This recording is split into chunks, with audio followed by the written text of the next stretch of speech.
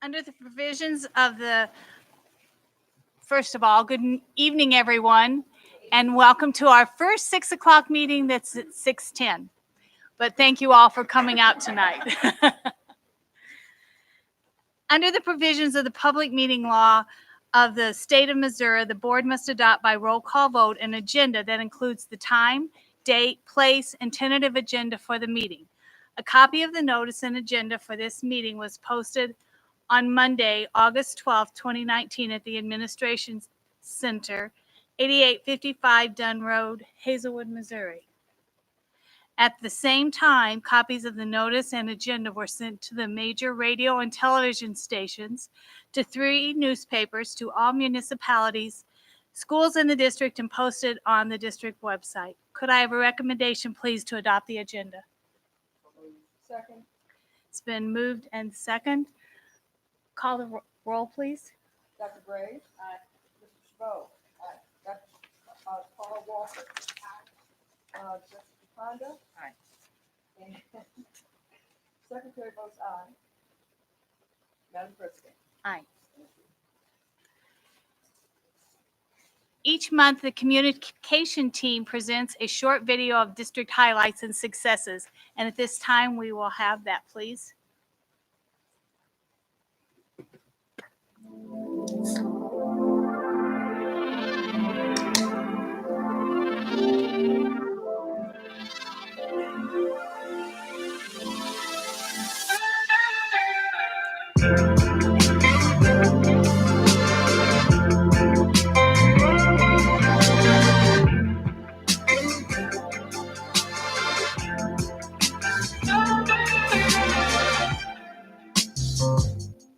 Welcome to the Ferguson-Florissant School District.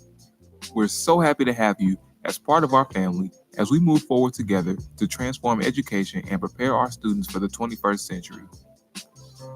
The Ferguson-Florissant School District serves over 10,000 students across 7 pre-kindergarten through 2nd grade schools, 6 schools for 3rd through 5th grade students, 2 6th grade centers, 2 middle schools, a STEAM middle school, 2 comprehensive high schools, the Innovation School, and the STEAM High School.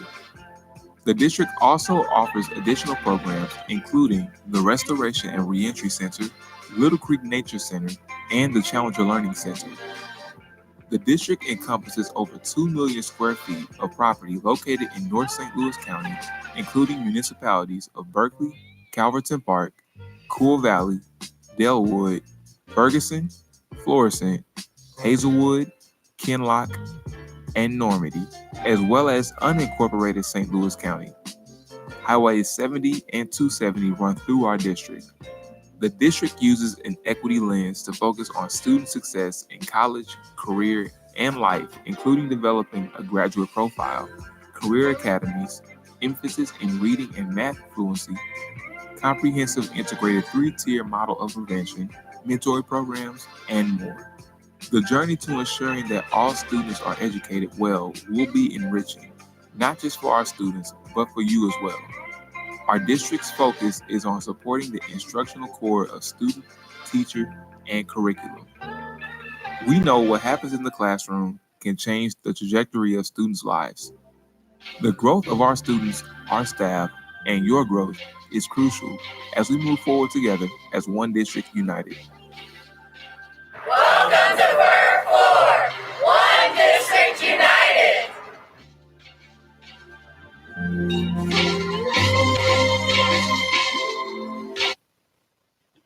Thank you. At this time, this portion of the meeting is allocated to show a short video from the Missouri School Board Association to provide a report of current activities and events that may be interest to board members and to the community.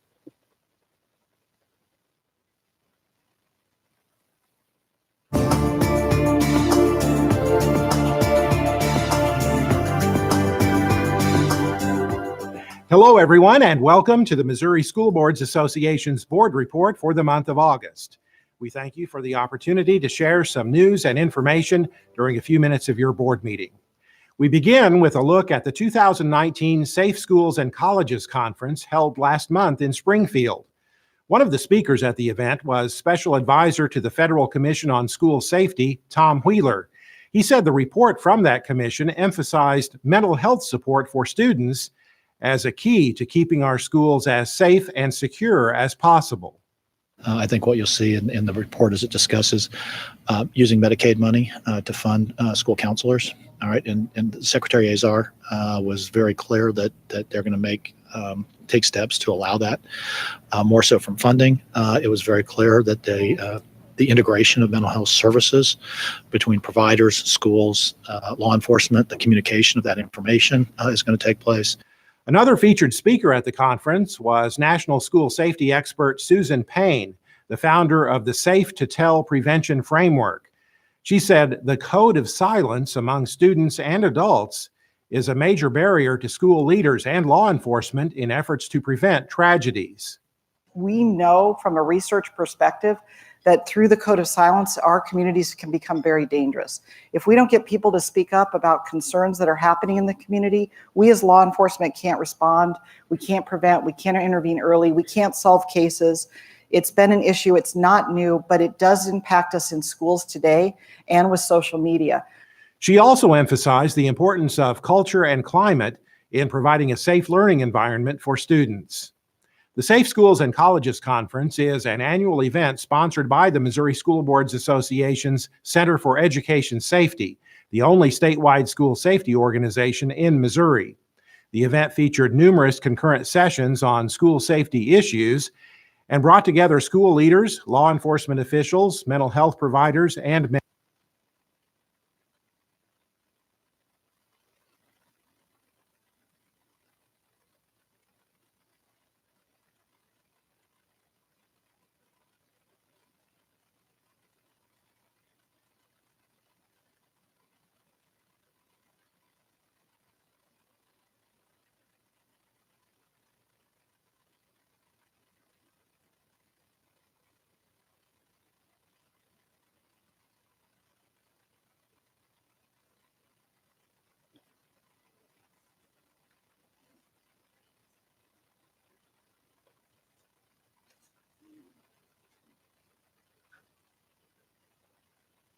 brought together school leaders, law enforcement officials, mental health providers, and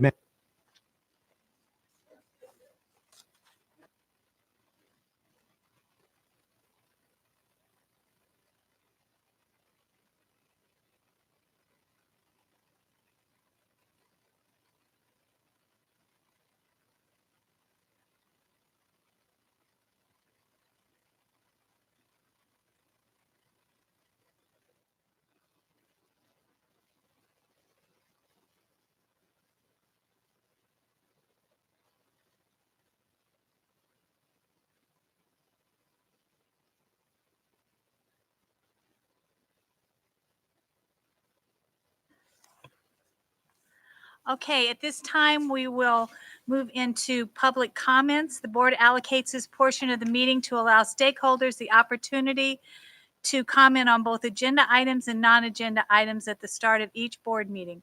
Prior to the public comment period, participants are asked to fill out a comment card with their name, address, phone number, email address, and topic to be addressed, and will be allowed up to 3 minutes to speak.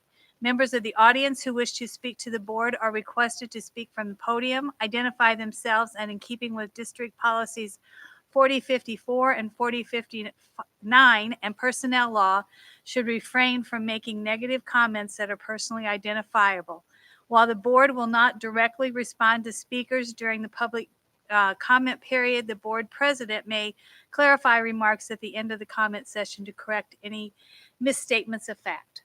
So at this time, would Pam Breedenkamp please come forward?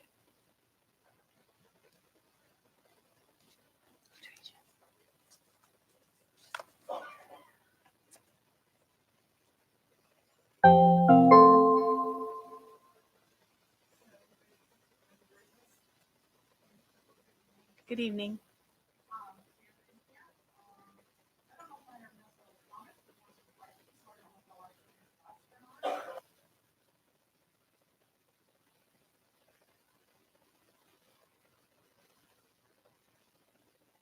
Very ADD here. Sorry, thanks. and unmedicated. So one of the questions I had about all the security that's being taken place, which I know there was a lot of discussion on that. And I won't go into the clear backpacks, but my question about is the sports bags and how are they going to be, how are kids going to be able to utilize their sports bags and what's going to happen with them and what can they do with them? I'd heard that they might be stored in a locker or a bin of some form. Oh, excuse me, I'm losing my breath. But how will the kids know? I mean, they could just go in and take any bag that they choose to. And so how will they be secure and to ensure that each child gets their bag? So again, I don't know if these questions can be addressed tonight or if this just goes onto an agenda. Thank you. So absolutely, we actually had this question come up a couple of times. And in fact, a parent asked about whether or not we would have clear bags for the athletic bags. And some of the coaches have already begun sending messages out to students. My son's a swimmer, and so he's gotten a message from his coach. But if they have athletic bags, they can bring their bags. The coaches will have, so it's different at every school. So they will have areas, the coaches will, so that they can secure those bags. Those bags will be secured and the coaches will be responsible for them while the students are in school. So they won't need to carry those athletic bags throughout the day. The other good part about it is that because we're on block scheduling now, students have fewer classes and fewer transitions. But at the end of the day, they'll be able to go get their bags for their sport, especially during their seasons, of course, to get their bags from their coaches. And if they have a game, certainly they'll get them sooner than that. But they will be stored and secured. They'll be locked.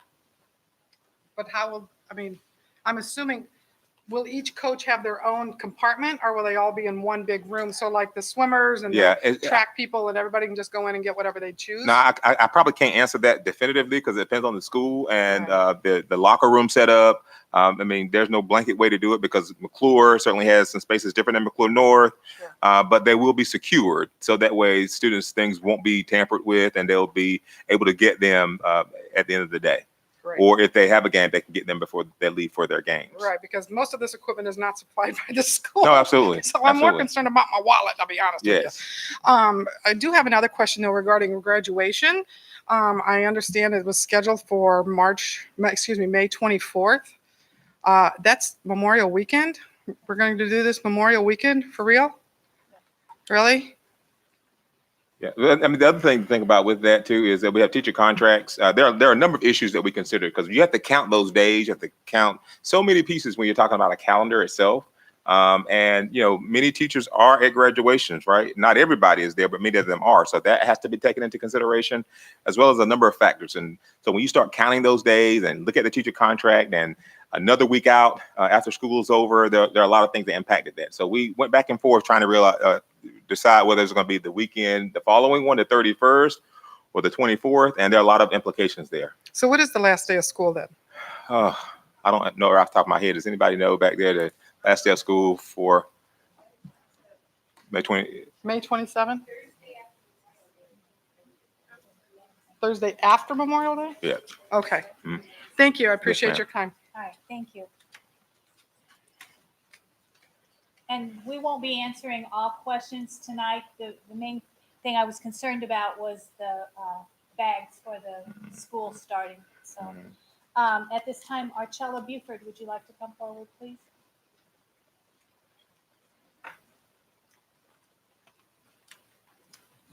Good evening. I'm going to try to move as quickly as possible. So a few things that I wanted to talk about this evening. One is the dual enrollment and block scheduling. I just want to bring to your attention so that we can begin to work on policies that may complement and really achieve what we're trying to achieve, which is to give the kids as much advantage in moving forward in their careers.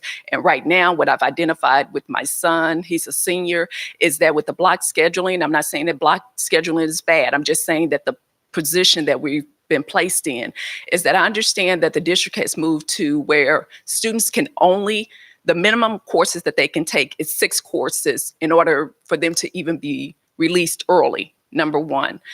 Because of the block scheduling, the kids have an alternating schedule every other day. So when it comes to trying to get them enrolled in the community colleges, their schedules are typically very set and standard of a Monday, Wednesday, Tuesday, Thursday. So it's very difficult to try to match that up with what we have right now. So I'm hoping that the district will take a look at this and see how we can work to make sure that our kids are being able to take advantage of this great opportunity. Number two, I wanted to speak to you about the CAP and the engineering program over at McClure North. I did want to say that a child of mine had an opportunity removed from them because of the decisions that and the implications of the decisions made by the board. The decision of allowing an individual to take on a position as a staff person who once was on the board, where there was a lot of contention that took place between the community and the board at that time. That's a very uncomfortable situation for a parent to feel comfortable placing her child in the care of that particular staff member, especially knowing that that individual admitted to some improprieties and removed themselves from their own position. So I think we should really think about these decisions when they're being made. Girls, in regards to the purses, I understand that just recently it came out tonight. I happen to know about girls not being allowed to use the purses because of an individual conversation I had with Dr. Davis. And I was not as concerned about the book bag. I really thought it was a bad idea because I feel like it's going to be a big distraction from the many things, more important things that the district could be focusing on. However, if that was the decision that you were going to make, I was willing to roll with it and have my kids just follow suit. When I heard about the girls not being able to carry purses, that was very alarming to me because I know as a woman and once being a young lady, the things that we're going through emotionally, and to have to pull something out at that particular time of the month and to walk and proceed to the bathroom with that and to indicate to everyone what is personally going on with you at that particular time, I just feel like it's just such an invasion. May I please ask for an extension of a minute and a half? May I please have that board to finish my comments? The young lady that was before me, the clock was restarted for her, so I don't see any reason why. Would someone like to yield 3 minutes to me then? Is that possible?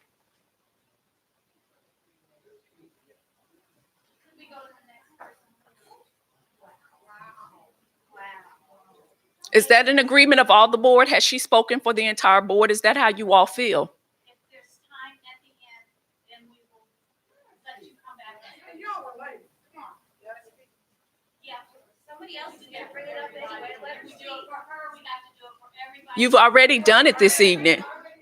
You've already done it. Because you restarted the clock was stopped. We're spending time going back and forth as opposed to just giving me the opportunity to speak. Thank you. All right. With the girls' purses, what I'm basically asking is that you all will consider that So at instead this of time, we will now talk to Sharon Haslett. My name is Shannon. Shannon, I'm sorry, Shannon. It looked like 2 R's. Okay, thank you.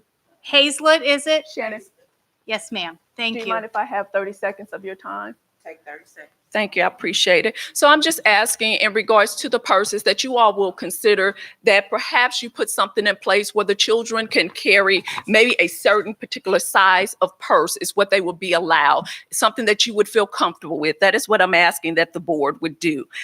Real collaboration, the thing that I wanted to speak to is that when we sat together and a meeting was held with the parents, I really feel like as if the agenda had already been set and the plans had already been pretty much identified of what you were going to do, and that there really wasn't collaboration, that parents were not really being heard. And I thank you all. And I thank you, Michelle.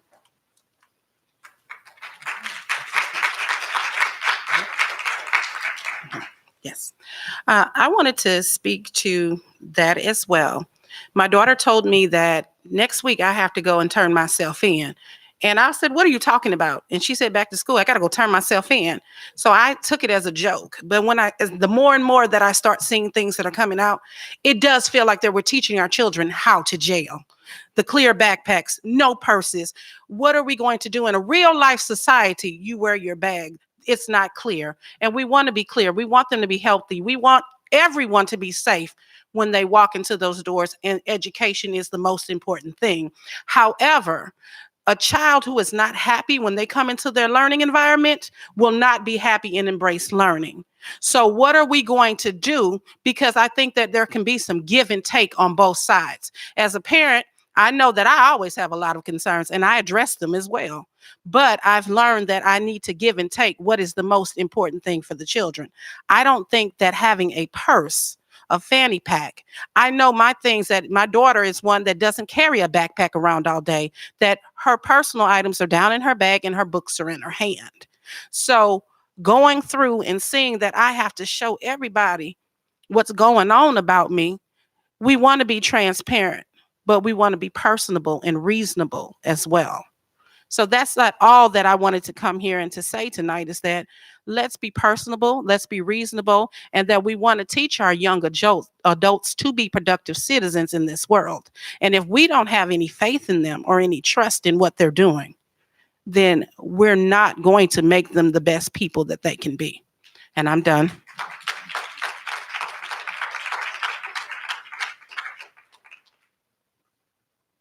Pamela Powell.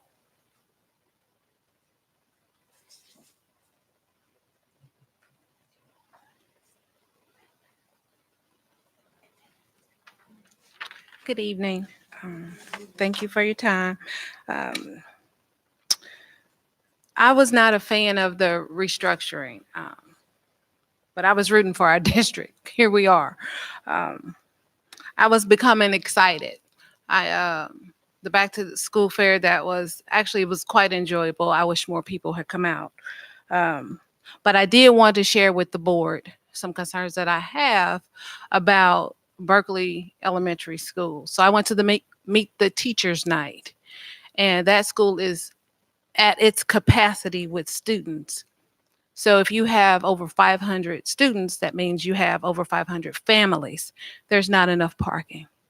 Parking was a mess. I wish that you all would take that into consideration. Maybe take away some of that green space that they have and make parking for the families, especially if this is a long-term goal. In addition to that, they have a before and after care up, which I'm also excited about them having. However, they are not licensed and will not be ready for about 2 weeks. So I just learned this tonight, and school starts tomorrow. So fortunately, I took off a couple days already for my student to go back to school. But after that, I have to now scramble to find out what I'm going to do for before and after care for my child. When before, the previous year, I enrolled her into a daycare that I paid for, which it's not. It is a free service that you all are offering, so I do appreciate that. However, had I known, I would have made other arrangements, even if they had to be paid for. And that also disrupted that business, which is a stakeholder in this community. So I just wanted to just let you aware of how let you be aware of how it's affecting the parents. Thank you. Thank you very much. Terry Williams and Carolyn Randazzo, Equity Committee.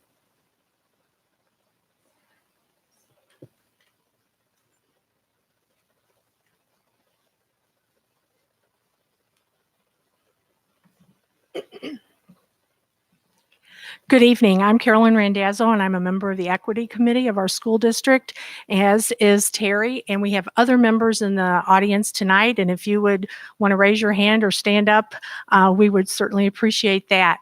And we're glad that you're here. On April the 11th, 2018, our school board passed a resolution to adopt equity as the guiding principle of our school district. And as a result of that, we now have an equity committee. And I thought it was important, especially here at the beginning of the school year, that we refresh our memories of what that says. Whereas the Ferguson-Florissant School District Board of Education is committed to the success of every student in each of our schools and to achieving our mission of ensuring that all students graduate ready for college, career, and life. Whereas we believe the responsibility for student success is shared broadly by district staff, administrators, instructors, communities, and families. Whereas we believe that it is the right of every student to have an equitable educational experience within the Ferguson-Florissant School District consistent with state and federal law. Whereas the concept of educational equity goes beyond formal equality, where all students are treated the same, to providing a barrier-free environment where all students, regardless of their race, social class, geographic location, or other personal characteristics, such as creed, color, religion, ancestry, national origin, age, economic status, gender, sexual orientation, including gender expression or identity, pregnancy status, marital status, physical appearance, the presence of any sensory, mental, or physical disability, or the use of a trained dog guide or service animal by a person with a disability, have the opportunity to benefit equally. Now, therefore, be it resolved, the Ferguson-Florissant School District is focused on closing the opportunity gap and creating learning communities that provide support and academic enrichment programs for all students. To me, it comes down to one question. Can you please explain how the effects on racial equity and justice with all of your actions? And it seems that we should have maybe had a refresher before all of these actions actually went into place. But I speak on the behalf of the Ferguson-Florissant Equity Committee that is comprised of both former and current Ferguson-Florissant administrators, board members, educators, and myself as a parent. Our goal is to serve as an oversight committee to let you know that we are watching and transparency will be demanded. Since February, we have met monthly to establish methods and secure proper training to accomplish our vision, and will continue to do so to ensure that all of our children in this district are provided the opportunity to excel at the highest level without any discriminatory practices. Thank you. Thank you, ladies. At this time, I am breaking protocol for just a second. I would like for Dr. Davis to speak on the clear book bags as well as the bags that we have purchased to go inside them. Yes. So a couple things.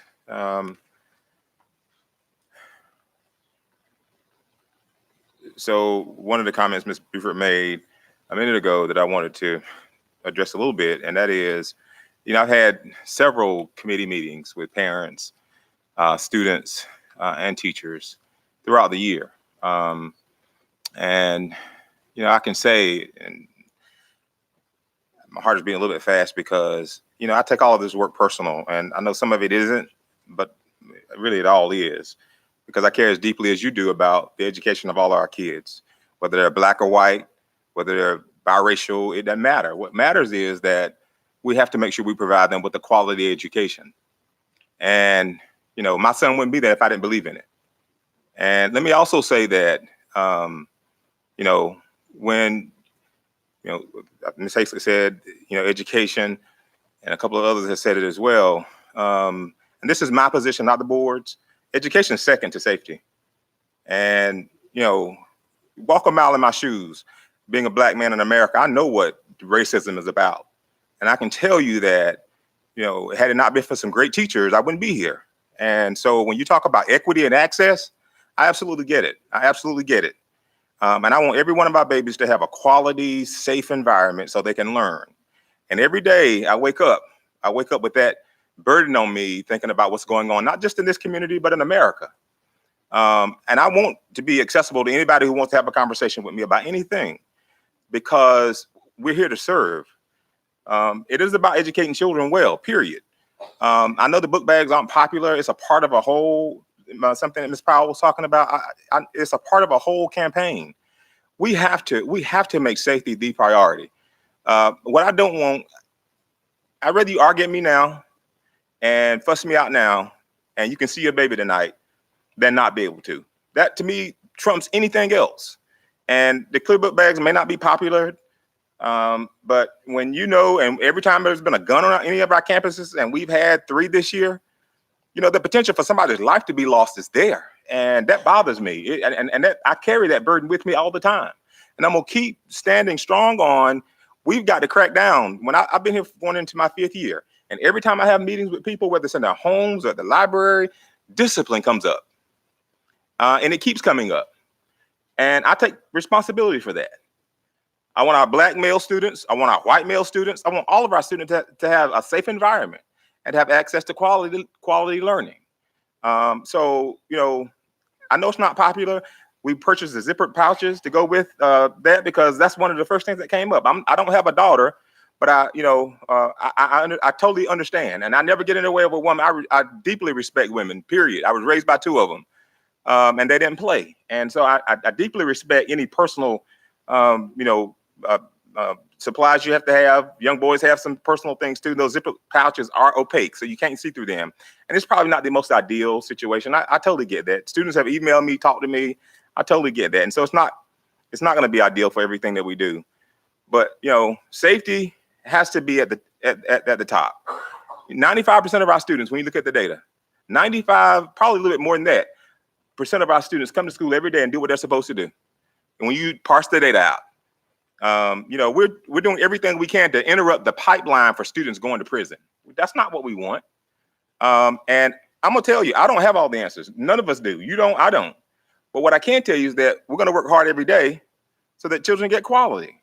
And when kids graduate and they struggle with reading still, that's wrong. So all these things that we're doing, it isn't because somebody's wielding power. It really is about how do we provide a quality learning environment for all kids, for every last one of them, and a quality work environment for adults. And I know everybody's not going to agree with everything, but I'm so happy to meet with anybody, anytime, and work through and hear you. I'm sorry for anything that we've said or done that has caused any inconveniences.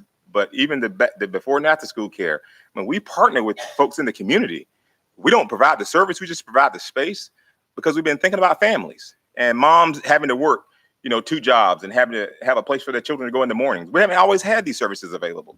So everything that we've done this last couple of years to restructure our district, it's for the betterment of our community. I'll end by saying that, and I said this before and I'll keep saying it. When people move to our community, they look at North County and Ferg Floyd, there's a connotation that goes along with that. And one of the first questions they always ask is, how are your schools? And we've got to produce quality public schools so that all of our students can get a quality education. So I'm with you on that. I'm with you on equity. Again, I haven't always made the right decisions myself, and I take full responsibility, though, for the education of our children. And I'm so willing in any meeting to have a conversation with anybody. And I can't tell you we'll always do what you want, but we'll listen. I'll listen and try to come to a good place. This campaign that we started, it's about changing mindset. We've got to change the mindset of our community around how we see Ferguson-Florissant School District. And we want everybody to see it as a safe place and a quality place for learning for kids. And that's what we're after. Okay, thank you. Thank you, Dr. Davis.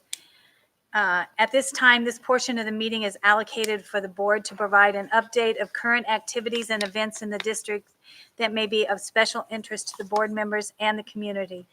Dr. Courtney Graves, would you like to speak? Good evening, everyone. Welcome back to this new school year. My portion of the strategic plan is stakeholder and community engagement. The Back to School Fair and Parade was this past Saturday, August 10th. The parade was great as all schools were represented. And we also had a great amount of families that were on the route as well. We had a great time on the float and appreciate the help of the operations and communications department with our float. There was a great turnout for the fair as usual. We distributed over 2,000 bottles of water along with hot dogs, chips, and cookies. Families had a great time connecting with their teachers and school leaders. We would like to thank all of our staff who made this event a success, and especially our custodians and operations staff who started very early Saturday and worked well into the afternoon. We appreciate you. Every year these events,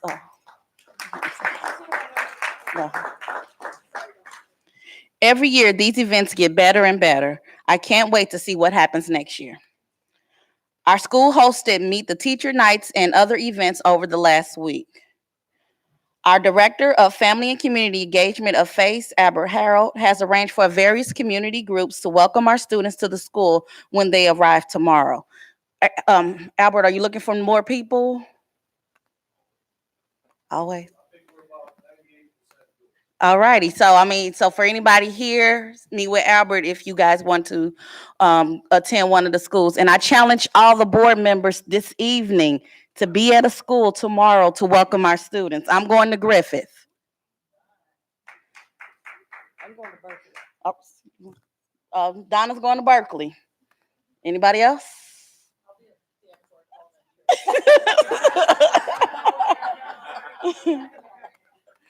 All righty. If you don't have the district app on your mobile device, I'd like to encourage you to get this free app so you can be notified of upcoming events and opportunities to connect with your child's school. And last but not least, our equity committee is continuing to meet on the fourth Tuesday of each month here in the staff development on the third floor. And we would love to have you all join us as we plan for the coming year. One thing I do want to say, it was really hard to read that because my mind is focused somewhere else. But in regards to some of the concerns tonight, I really think that we need to look at possible providing the menstrual products for our females in our bathrooms. So we need to see if possible to look at what that cost would be. There are grants starting to open up just for that. Because not only is it a ethical issue, but if we think about it, some people suffer from what they're now calling period poverty, where they're not even able to afford those particular hygiene products. So if as a district that we can really look into providing those items in our bathrooms, and I think that will take not even in the nurse's office, they don't have to go through that route, just have them in the bathrooms.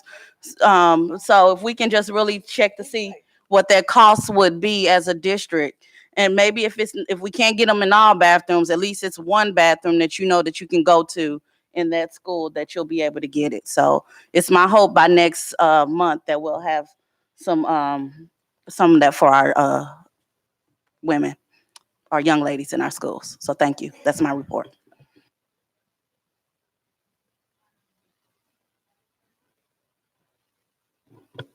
Good evening, everyone. So glad that you're here. I'm very excited about the new school year. I am on the decorum, the strategic plan. Part of the strategic plan that I'm on is decorum. For some reason, I can't get my words out today. And I think we don't have a report tonight because, of course, school hasn't started. But I am hearing, I'm listening to you all, and I know that there are a lot of concerns out there. I've had an opportunity to go around to some of the schools and just to let everybody know, I have a sister who works in the district, and I helped her to get her classroom together. There's a lot of stress out there for teachers, a lot of stress. I hear it. I understand. I'm not ignoring it. I don't believe the board is ignoring it. But hearing it firsthand, it's really makes an impact. So and I hear you about the parking. That is a big issue at Berkeley. I understand that. So you bring that up. We need to work on that. The board has to acknowledge that that's a problem, and we do need to take care of that. The backpacks, I know that they're not popular. I understand that. We are trying to be as safe as we can with our students. We're trying. Try with us. Let us see how it works. Let's see what happens. You know, we're not going to always be right, do the right thing, but we're trying. If we didn't do anything, then there would be an issue with us not doing anything. So just give us a little bit. Let's see what happens. And then let's come back and talk about it. Because I believe that I'll speak for myself as a board member. If we're finding that it's not working, then the board needs to do something to change it. So give us an opportunity. Let's see what happens. Let's try and support our students and encourage them, and hopefully we'll get through this. The other thing that I want to say too is not only are our teachers stressed out, the people who have been doing the moving and the cleaning, we have to do something to acknowledge them and say thank you to them for the hard work that they did. This restructuring has caused a lot of stress for those people who are working to make sure that school opens tomorrow. Kids are in the right place. Our bus drivers, our custodians, our computer people. I'm sorry, what's your title? Technology, thank you. Department. I'm watching them go from computer to computer, trying to fix things in classrooms and trying to get it all ready for tomorrow. So please, I'm asking for your support, your prayers for sure. Tomorrow's not going to be perfect, but we're going to try and get it right. And when we find something that's not right, then you need to let us know, and we will try our best to correct it. So again, I'm just hoping that we're going to have an excellent start tomorrow on our first day of school. We need your support always, and we do listen to you. And I will say this, Dr. Davis, I've worked with him for the last 7 years. And one of the things that I have to say is that his door is open. His phone is open. If you need to talk to him, he will call and he will respond to you. If not, then you need to call me. I'll put it on me, okay? And not just me, any one of our board members, okay? So thank you again for your support. Be patient with us. And let's go tomorrow for wonderful. Go team. Go team, yeah, there you go. Yeah. Mr. Chabot?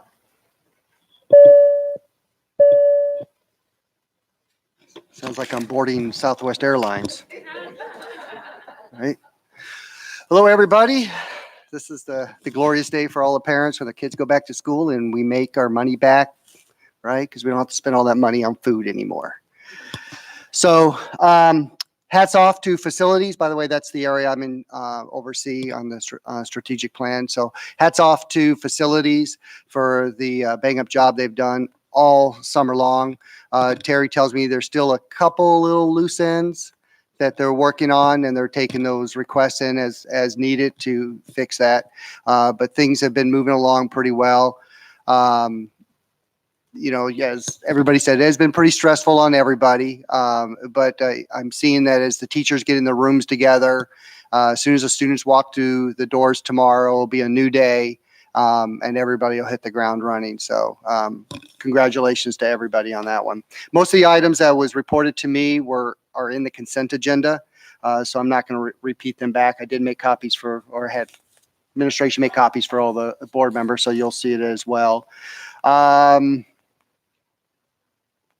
And there was one thing I want to talk about on this, and I completely forgot. Maybe it'll come to me. Anyways, I'll talk about book bags. You know, the reason that we're here is not because we just woke up one day and say, hey, I think it'll be great to have clear book bags, just because it'll be fun to see what's in everybody's bag. We're here to try to address a problem. And that is one of the issues that I've always had, is that people don't really want to try to address the problem. They just want to mask it. They don't want to talk about it. And in the almost 9 years I've been on the board, and I was texting back and forth to a parent last night when they're going on about the book bags. I said, you know, when I first came here on the board and a gun was found in a bag, it would report to the board like a gun was found in a book bag. Luckily, you couldn't fire it. The firing pin was gone. Or there were no bullets.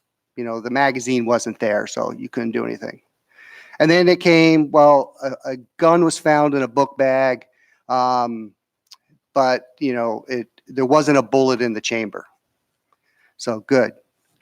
Then it gets reported a gun was found in a book bag, and there was a bullet in the chamber, but you know, the student didn't pull it out.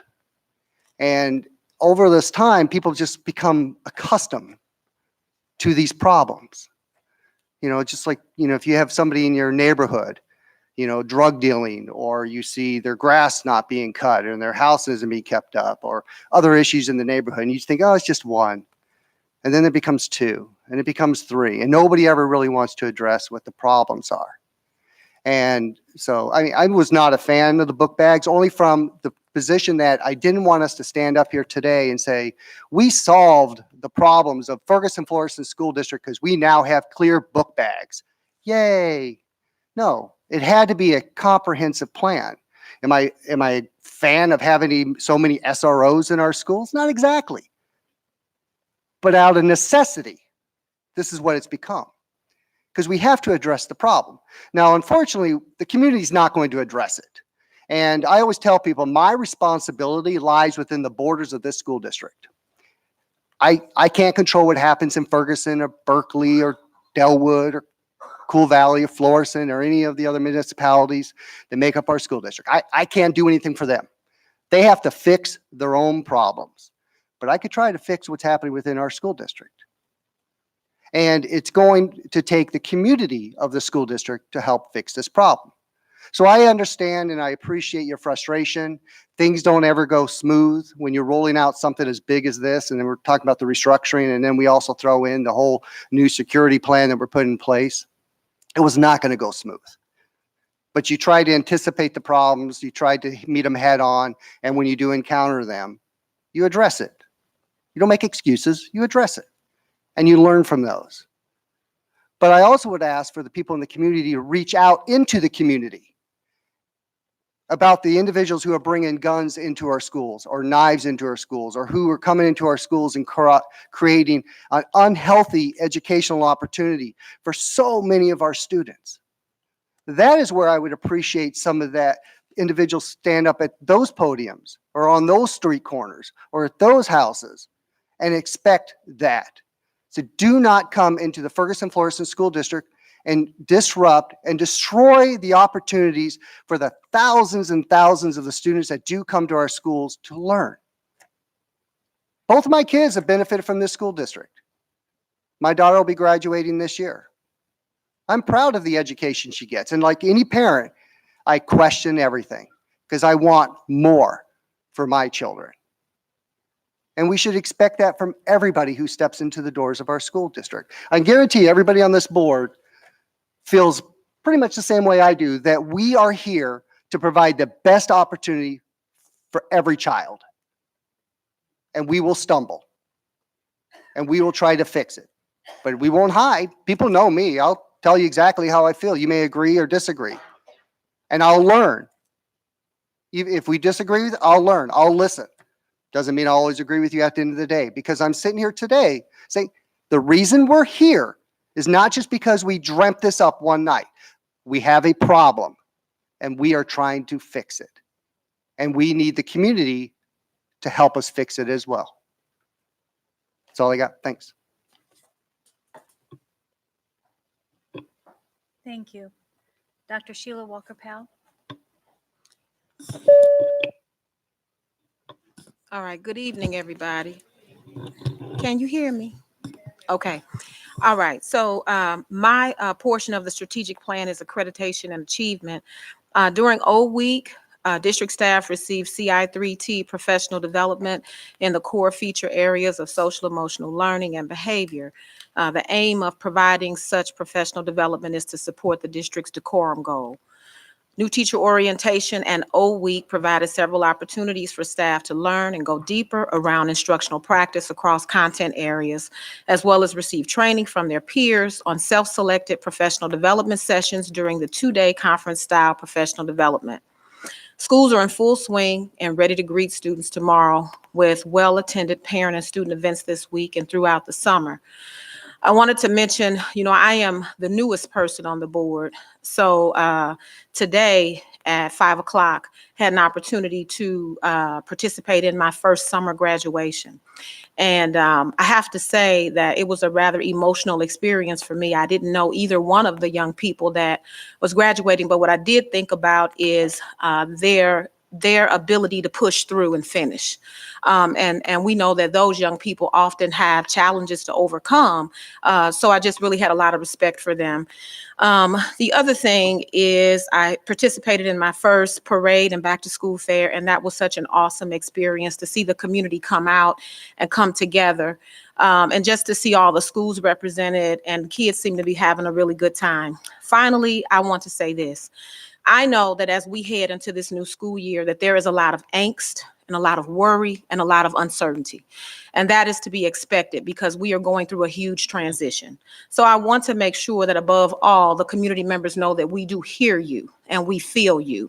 I don't know that we have 100% of the answers that you want, but as has already been said, as those things come up, we definitely want to do the very best we can to address them. I want to encourage you to please keep coming to the meetings and bring other people with you so that you can tell us about the things that are concerning you. We recognize that we serve at the pleasure of the community. We are here because you have elected us to be here. And so you have to keep coming out and keep holding us accountable and letting us know what we need to do so that this district can continue to achieve at the level that it has been. So thank you.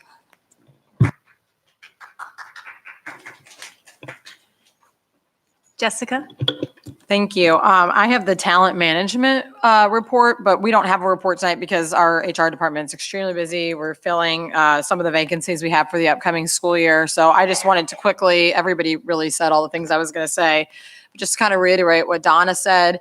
I know there's a lot of changes. I know some of these things might not be popular, but please just give them a chance. No, if things are not working, this board will go back to the drawing board and we'll figure something else out. So just to kind of reiterate that, please give these things a chance, let them play out. And I just wanted to wish everybody a great start to the new school year. I know we have a lot of changes, but I think it is going to really be a great year. So thank you. Thanks, Jessica. One thing that we haven't mentioned tonight was the convocation that we had on Tuesday, right? And it was just amazing. It was wonderful to see all of the schools come together. They were excited. They had their sections and their T-shirts, and we want a T-shirt from every school because Donna's, maybe if she'll let me help, is going to make a quilt with all the T-shirts. But it was a wonderful, wonderful opportunity to see everybody come together and the camaraderie and the passion for us succeeding in this next year. And when you talk about passion, there is so much passion on this Board of Education. We have worked all summer at least 2 times a month, and the last 6 weeks, probably once a week we've been meeting just to hire teachers and get everybody ready for the new school year. And never once was it what was our agenda, our personal agendas. It's what was best for everybody. And we all came together as a group and as a team and a family to say, this is what we think, this is where we want to go. You know, we spent $60,000 on the book bags, and we're spending a lot of money on SROs, but we're doing this because we care about our kids and would not want one loss, one child to suffer from anything that might happen, and we would go back and really kick ourselves for that. So you do, whether you agree with everybody on this board or not, you have got a strong, passionate board that cares about the education of all children in this school district. Back to the convocation, I think Donna, Rob, and Courtney can agree with me that we had a guest speaker that was just amazing, and I don't remember his name, and I apologize for that. John Crownapple. Okay. But the part that I liked best was they showed a large X-ray machine. And you would see 2 people behind the X-ray machine, but you didn't know who they were because they were the skeleton like in an X-ray. So at this time, I'd like for you to close your eyes and look into an X-ray machine with me. And what I want you to think of is 2 people. And the point I'm trying to make is behind an X-ray machine, everybody is the same. They have the same heart. They have the same feelings. And whether they come out and whatever color, whatever disability, whatever they have, they are all still people from the skeleton. And it was a wonderful, eye-opening experience for me, and I hope that we get to hear more from him, or I would like for everybody to see that video because it was really strong, and I tell everybody about it when I see him. So I just want you to have a great year as parents, as the community, and as teachers, and I know that our students are going to be the ones blessed from this. Also, I did want to mention, everybody's mentioned it, but Terry and his group have done an amazing job, and as well as the bus drivers and making sure that the buses are going to be safe. We've are putting some more equipment on the buses and technology. So everybody has gone together, as well as the teachers. They've worked all summer trying to take their things back and forth from the schools and set up their classrooms. And tomorrow, our students of Ferguson Florissant are going to be the winners. So thank you very much. So at this time, oh, Lori gets to speak. Yay!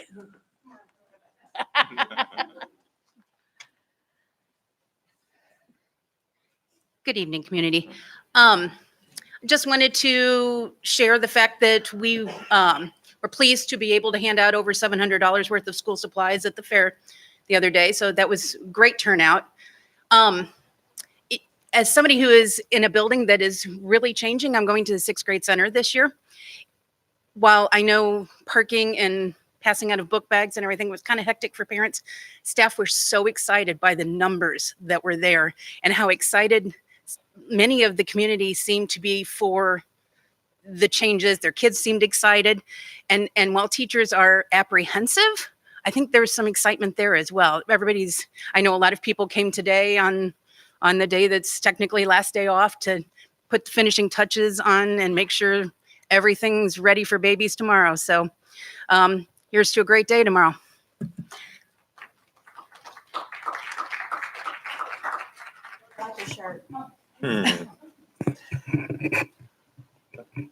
Thank you, ma'am. So good evening again, everyone. So yeah, what you said, it was a segue into some of my comments. So we had Monday and Tuesday, meet the teacher nights, back to school orientations at every one of our buildings. We have 22 buildings with students in it this year versus 25 last year. And one of the things we've done a little bit different this year that's caused, I think, some of more students and parents to get more involved earlier on. We looked at our attendance last year at the first 10 days. And what we recognized was that, we hadn't done as good of a job at making sure our parents were informed over the summer about what to do to prepare for the school year. And so we have an online verification clock system that we've been monitoring, and principals, schools have been going after it, calling parents, doing home visits. So many things have happened this summer to make sure our parents are aware of what's going on, when the opening day is. I've done the piece on the radio. We've had some videos to go out and just a number of things to make sure our parents and our students know when school begins. And we're starting a little later this year because of the restructuring process. Normally we would have started last week, but we're starting late this year. Next year, it'll be even later because of the new law that passed in the state, the new statute that we won't start school. We can't start school before the August 24th of next year, 2021. So this year is a week later. Next year will be at least another week later. But we feel strong about some of the nights that we've had. For example, I was at North last night. I was at Ferguson Middle the night before at the STEAM school. I mean, packed houses. Parents are coming out. Students are geared up and ready to go to school tomorrow morning. And so we're super excited. I will keep saying that, your concerns that I hear, I read all my emails, and I want to make sure that parents and students keep sending them, because that helps me to put myself in check about what needs to be paid attention to. And I really appreciate hearing from parents and especially students who are advocating for themselves. Last night at North, I know I've talked to several parents specifically about student schedule. Now, I bring that up because next year we're changing to block scheduling starting tomorrow. Our secondary schools will have 8 periods, AB day, so 4 classes a day versus the 7 classes that they had. that gives them more time and content. That's one big thing that's really important, especially for students who need that time with teachers to get more deep into the content. The other part is there are fewer transitions throughout the day. So instead of having 7 classes that you have all those transitions, you only have 4 classes. So there are fewer transitions and gives more opportunities for students to be really focused on learning and outcomes. So we also feel strongly that that will impact discipline. When we look at our data, we also look at the location of incidences that happen in our schools. And what we do know is that a lot of those incidences happen between class periods, the transition times, especially at the secondary level. The last thing when you talk about some of those shifts, among many things, is the start and stop times.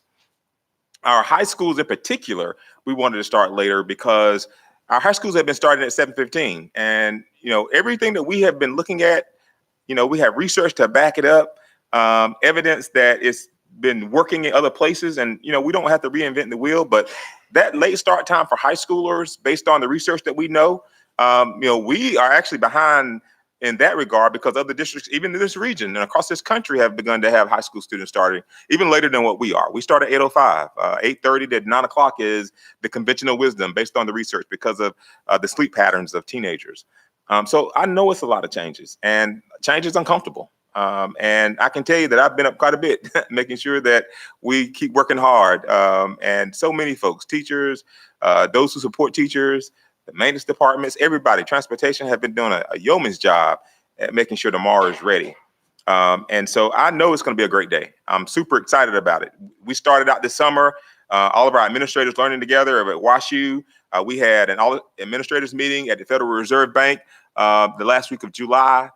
So we've been learning together all summer. Folks have been getting training, AVID. We got IB coming. Those programs, being first generation college, those programs that we have in place from pre-K to second grade schools, all the way through high schools, will absolutely benefit our children and set them up for success. And it doesn't happen overnight. I know that. But I will say as I end that, and I'll keep saying it, and Dr. Thurman underscored it some.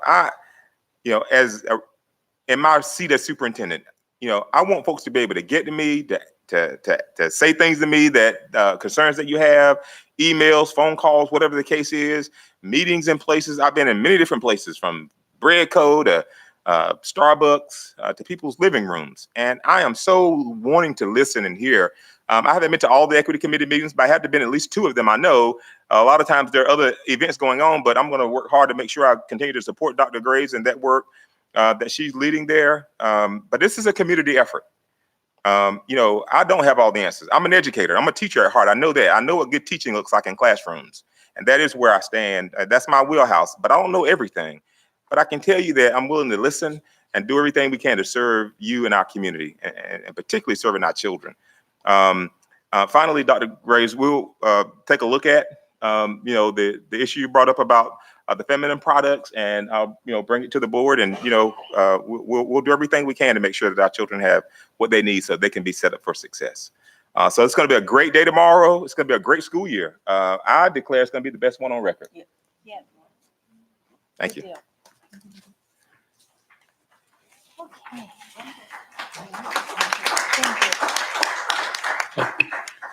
At this time, we will have the consent agenda. Madam Secretary, could you please read the disbursements?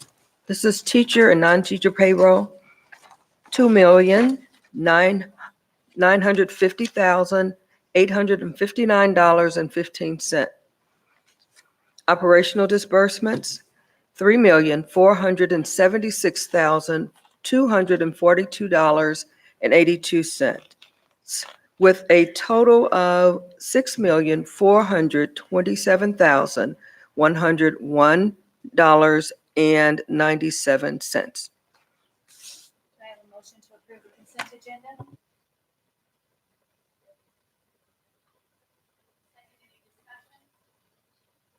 And all in favor? Aye. Opposed?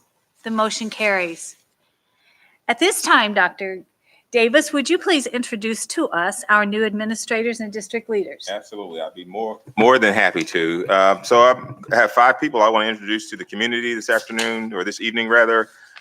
So when I call your name, if you would just come forward, the board will see you coming up, and then if you would turn and face the audience so they can see you and see who's going to be serving our children in our schools. First, I'd like to bring up Miss Shamika Green. Shamika Green will be serving as the Elementary Humanities Coordinator for the district. Miss Green. She's a graduate of Walden University with a master's degree in Master of Science degree in Educational Leadership, a Bachelor of Science degree in Elementary Education from Harris Stowe University. She is nearing the end of her coursework and requirements for a PhD in Leadership, Policy, and Change. And she has been serving the district since 2006, starting as a 6th grade teacher at Airport Elementary School, then as an instructional coach at Airport. Shamika most recently served as the ISL at Griffith. So welcome to our team, new humanities coordinator, Ms. Shamika Green. Next on the list is Dr. Amanda I. Dr. I will be serving as principal at our 3-5 intermediate school, Lee Hamilton Elementary School. Dr. I is a graduate of St. Louis University with a doctorate in educational leadership, a Master of Arts in Education from Lindenwood, and a Bachelor of Science degree in meteorology from St. Louis University.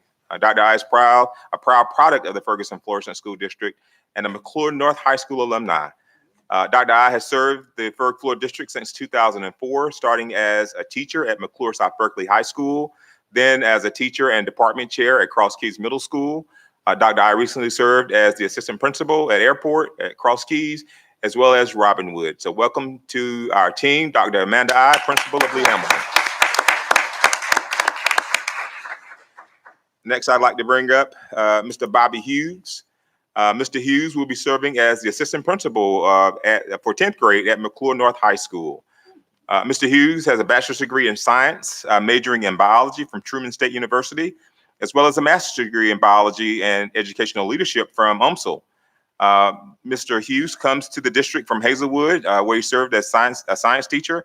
He also served as STEM and career pathways coordinator for the Normandy School District. So welcome our new assistant principal at North, Mr. Bobby Hughes. Next, I'd like to bring up Ms. Jennifer Combis. Ms. Combis is serving as our new data strategist for Area 1 schools. Ms. Combis is a graduate of William Woods University with a Master's of Arts degree in Education and a Bachelor's of Science degree from the University of Missouri at St. Louis. She served the Ferg-Fleur District since 2008 as a math teacher at McClure High School. Welcome our new data strategist, Ms. Jennifer Combis. And last but not least, Mr. James Hemphill. Mr. Hemphill will be serving as the athletic director at McClure North High School. Mr. Hemphill has a bachelor's degree in industrial technology education from Louisiana State University, as well as a master's degree in curriculum and instruction and educational leadership and supervision from Harding University. Mr. Hemphill comes to the district from Henderson Middle School in Little Rock, Arkansas, where he served as Dean of Students / Assistant Principal. So welcome our new AD for North, Mr. James Hemphill. So we welcome all our administrators, and we are looking for a great year. Let's give them another round of applause. Thank you very much. Thank you and welcome. We're excited to have you with us. At this time, Kevin Hampton and the Thought Exchange. Good evening, board. Good evening, community members and district staff and administration. As you know, we brought Thought Exchange to the board previously, and you asked me to go back and have a conversation with the folks at Thought Exchange and ask them to extend the trial period and to also have the trial period begin after students were in class. And so I did that. Joining us this evening is several members from Thought Exchange. We have Amanda Hill, who is the account executive there, John Scroggy, who's the sales development rep, and then one of their vice presidents, Jamie Smithers, is with us as well tonight. And so they're going to present a short presentation on Thought Exchange so that you can hear from them directly. We are connected up, so if you look on your screens, you'll see that they can see you, and they can also hear from you too. So after their presentation, if you have questions, you'll be able to ask those questions directly of them. But at this time, I'd like to turn this over to John Scroggie. Oh, we're not hearing you, John. Are you muted still?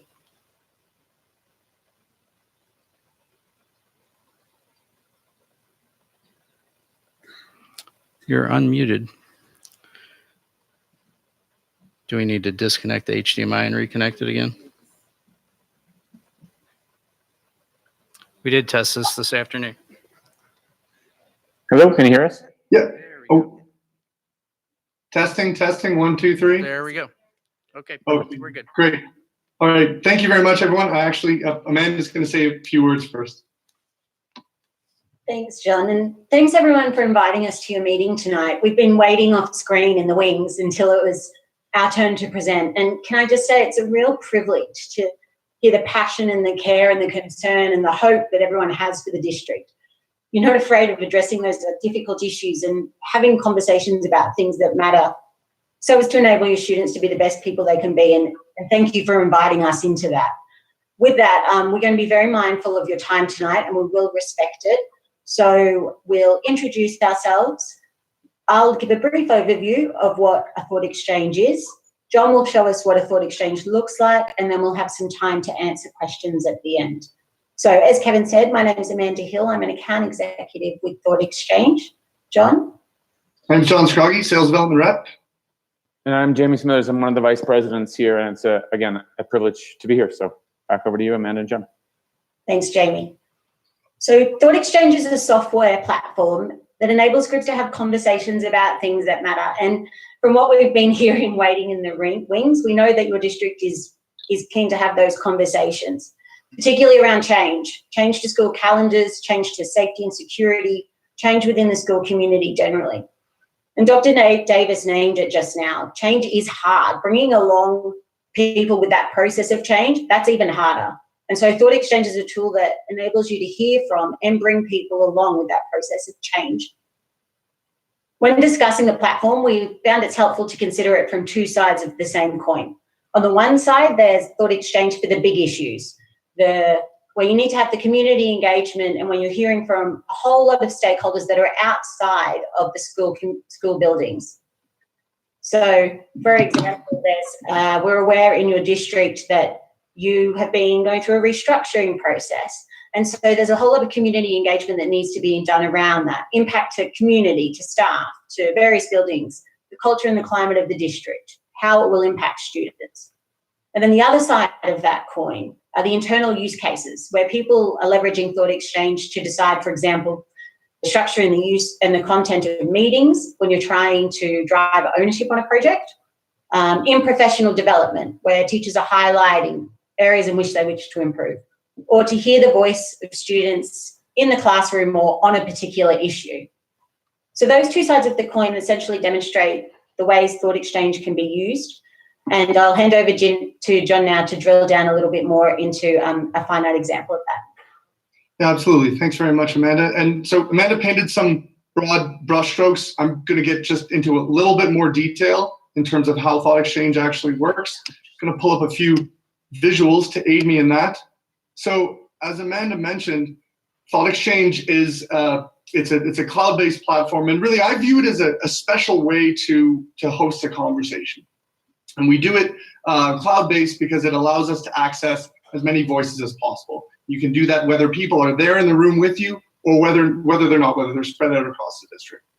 There's 3 steps to a Thought Exchange, and share, star, and discover. And every Thought Exchange is based upon one open-ended foundational question that you want to ask the group that you're including. So when folks come into a Thought Exchange, and again, they can enter any way they wish, but it's really designed to be used on a cell phone, but you can use your computer or your tablet. Come into an exchange, and you have the opportunity to share as many unique answers to the foundational question as you wish. The most important aspect of it is that you get to do it confidentially. Once you're done sharing the thoughts you want to share in a thought exchange, the next step is the STAR step. This is really where the magic happens in the conversation and where really what elevates and evolves the conversation. Because not only have you got to share, you also get to learn and evaluate by reading other people's thoughts and assigning a star rating to it from 1 to 5 stars. And again, this is all done confidentially. And so we remove that social bias that might exist on social media or in person at, say, a town hall meeting. Once participants have shared thoughts and starred as many thoughts as they're going to, then we all discover the results together. It's a very transparent process. And I'm going to quickly take you behind the curtain and show you an example of how this was used with some of our partners used it with their students. So our partners here at DuPage District, School District in Illinois, asked this question to their grade 3 to 5 students. We want your feedback on things we're doing well and what we can focus upon improving to make your school a place that you want to be at every day. So again, engaging students from grade 3 to 5. And I can see that over 1,000 students participated in this exchange. They shared almost 2,500 thoughts amongst them. Just want to take you through a bit of the pillars of this platform here. And I can again see every thought that's listed. And there's some interesting things that have come up. We should have more time at recess and lunch.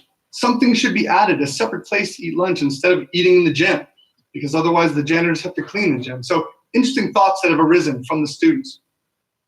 For a visual representation of the conversation, I can look at how themes evolve, because in every single thought exchange that we run, whether big or small, we begin to see people answering in certain ways that are similar. So these themes evolve. And again, with grade 3 to 5 students, I see kids, food at lunch, time at lunch, and we're looking here at the themes where we see, okay, these are the most frequent thoughts. And that's something that you might get in a survey where we really think frequency equals importance. But that's not necessarily true, because in a thought exchange, we get to evaluate the thoughts of others and learn from each other. Sometimes those thoughts that weren't shared as much end up being the most important things. If I click this toggle here, we see now longer recess has jumped to the top as one of the biggest priorities. So it's just an example of how a shift happens in every thought exchange conversation because participants are able to learn from each other in a very civil way. And last, I just want to touch on this differences tab. And it's going to take a moment to load here, but there's a really interesting thing about our platform where purely based on how people assign star ratings to thoughts in the exchange, we see different interest groups arise. We see where polarity arises in the conversation. This may not always be a surprise, but the most important thing here is that at a click of a button, I can see what's important to these two groups that were opposed on certain issues. I can see where the common ground lies. And I think it's just lagging for a minute because I'm sharing my screen, but at the click of that button, you'll see a common thread arise between these two groups. So I'll just pause there, see if there's any questions. I know that was a really quick run through of thought exchange, but just wanting to be respectful of your time there this evening.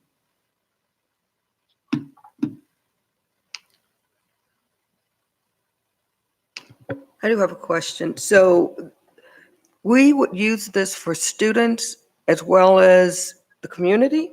If we wanted to have parents ask or, ask questions about things that's going on in the school or how would we do that? What would it look like in terms of allowing the community to participate and teachers as well? Absolutely. You can involve any group or as many or as few people as you want into a thought exchange conversation. It's typically led by someone from the district, whether it's Kevin or Dr. Davis and their team in the district office, or whether it's the leader of a building, the principal running it with their staff in the building, with their students, or even with the teacher in the classroom.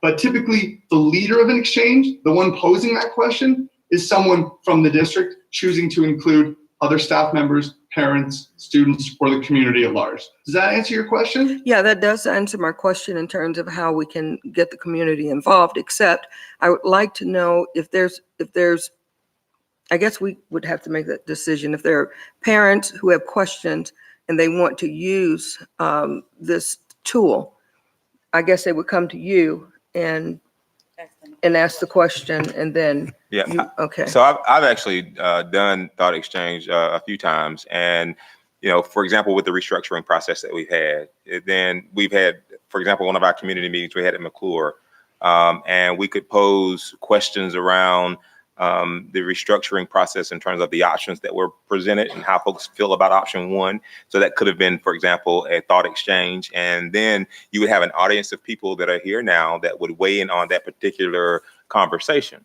And they put their thoughts in. And once you put in your thought, you can put in as many thoughts as time allows. I think you get a couple of minutes to put in. When I've done it, I put in 5, 10, 20 thoughts. It depends on what the issue was. And then you get to see not only your thoughts, but the other folks' thoughts that are in the group as well. And you get to rank whether that thought is important to you as maybe a different thought is. And you get to rank it from, I think, 1 to 5. And then when you do that ranking, what happens is when it closes, all the thoughts that were put in about option one, for example, get ranked. And the one that got the highest rankings in terms of you thought this was more important to you than another one rises to the top. And that's where we began our conversation about option one, for example. Does that make sense? Yeah. Well, yes, it does make sense. But what you're telling me is only for people that are in the room. No, with you? that you can actually have, Clayton School District uses it, for example, and I'm in a superintendent's group with them. And so he sent me a thought exchange about some of the issues that we're going to be discussing in that group. Springfield Public Schools uses it as well. So when Clayton School District, Sean Doherty sent me a thought exchange, it was about some issues that we'll be discussing as we do walkthroughs throughout districts. That was online. He sent it to me and all the other superintendents who are part of that thought group. Mm-hmm. And what I did was I put my thoughts in there, and then I got to rank my thoughts and others that I saw too about what topics we wanted to discuss. And when we haven't had our meeting yet, but when we do, we'll take a look at what those top ranking ones were, and we'll start from there. That way, everybody's thoughts get put at the table, and you begin having conversations about what matters to you, that's important to you and everybody else in the room. So everybody's weighed in on those particular thoughts. So, and the contrast to that is when you have a meeting with a lot of people, someone grabbing the mic and being louder than another person, whereas everybody in the room may not feel that way. So what you get is a better representation of the feeling of the issue that's at hand. And that's what's powerful, because you may have someone who doesn't like speaking at the mic, but they still want their thoughts at the table. Okay. Maybe I'm not getting at it the way I need to, but my question is, and what I really want to know is, for example, if, we decided we were going to do clear backpacks. Yes, ma'am.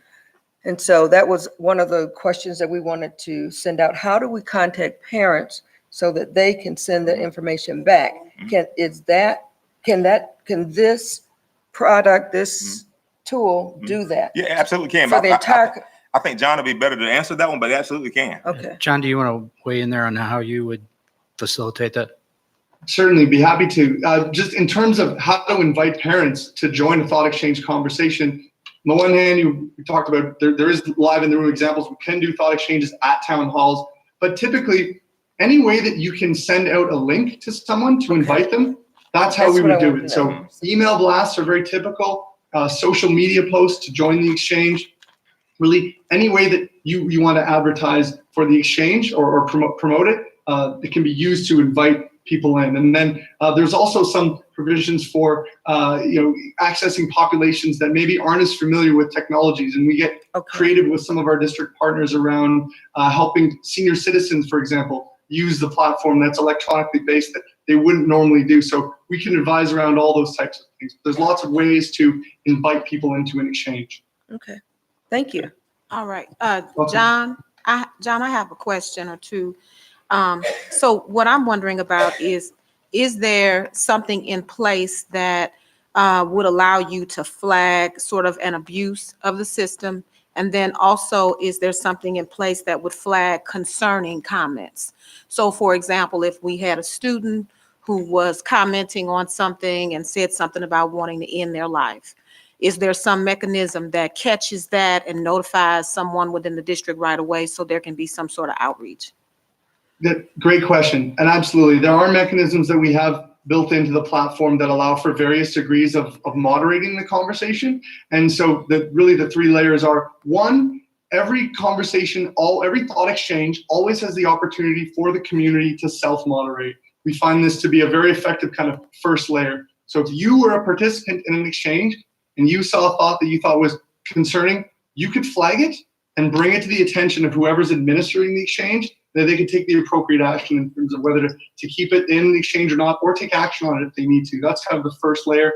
There's a second layer that we have built in. It's an auto moderating tool, very good at removing those kind of 4-letter words or calling individuals out by name. And then we do have a third option that some of our district partners engage us in. It's actually using our human moderators to kind of put a little bit of a TV timeout delay, if you will, between when thoughts are shared and when they go live, just to ensure they meet those criteria of keeping the conversation civil and clean.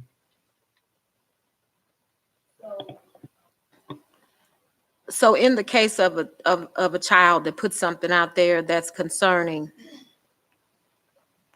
you mentioned self-monitoring, which is great if somebody happens to want to take action on something that they see. But is there something that, you know, your company offers where you guys are something kind of pings you because it's out there and it kind of pushes you to reach out to us and say, hey, we don't know what's going on here, but you've got a kid saying this, which would make us then begin to take action? So again, great question. And so typically, you know, we're required to adhere by all the, you know, requests for privacy laws. If there are any concerning thoughts like that, we would be obliged to, you know, share them with the district so that action could be taken on. And is there a time frame within which you might do that? If it, you know, you get my point that if it's something that's really critical, we wouldn't want to be waiting 24 hours to hear something. So. Oh, you're on mute. Amanda, you're muted. Sorry. If I may, so the community moderation that John alluded to earlier, what that is that's a flag step within the conversation. So anyone who sees a thought, a distressing thought, within that conversation can flag it. What that flag then does is that sends an email through to the leader of the exchange to let them know that there is this thought that needs to be looked at, and that's in real time as well. So there is a flag there that does work in that sense, to enable people to understand that there's something here that really needs looking at. Okay, so the leader of the exchange is someone here in the district, and then we could take whatever action we thought necessary. Absolutely. Okay. Yes. Thank you. So that goes behind the scene to them. They're aware of it then, and then the whoever the leader is, who's been trained in how to use the platform and all of those things, they're then the ones who would contact the appropriate people within your district to then take the necessary action. All right. And you can have multiple leaders. You can have kind of a coach that's part. You can have multiple leaders that you would have then fail through as well, so that it's like if that person was out, then you'd have the other person have multiple people being able to see that particular distressing thought if that is of urgent matter that needs to be taken. All right. Thank you. I just had two questions. My first question is there a feature with this where if we wanted to allow people to be anonymous, is there a way that you can do that? So if it's a question that's posed out there and maybe it's some people that maybe work for the district and don't want themselves out there to say that they answered that question, but they will still want to weigh in. Is there a way for them to be anonymous? Actually, the entire process is anonymous. So any thoughts that are contributed into the exchange, there's never any identifying names attached to them. And that allows, exactly as you're saying, that allows participants to respond really freely without kind of fear of judgment or retribution, which is kind of what keeps the process open and robust. Okay, and then my second question is, would this be an app that we can, or a product that we can embed in our current mobile app, or is this going to have to be something that's separate? And Kevin, that might be something you have to answer. Yeah, so this is the beauty of the thought exchanges. It's not actually even an app. There's no software load on your end. It's all cloud-based. So any interaction is done through web links. So all you would need to do is embed a web link, like just copy and paste the web link onto your mobile app, and you can access it via that. It's incredibly lightweight that way, which makes it really efficient. So what we could do on our, oh, sorry, Jamie. I was just going to say, so what we could do is share the link to that exchange, and we could put that out as through a notification through our app, share that link that way, or we could do it through our Facebook account or on our website or through Parent Link, any one of those tools.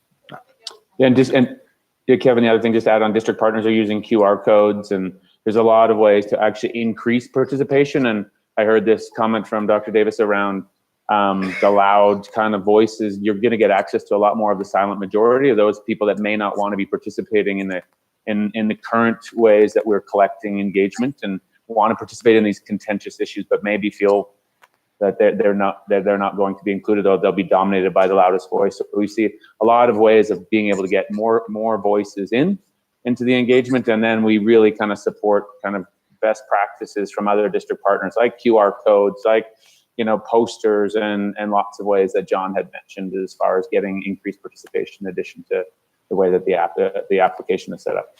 The interesting thing was there were a couple of people tonight who took cards and wrote questions, and then when I went to gather the cards to bring to you, I don't want to go up there and ask my question, and so this would give folks an opportunity to ask questions that.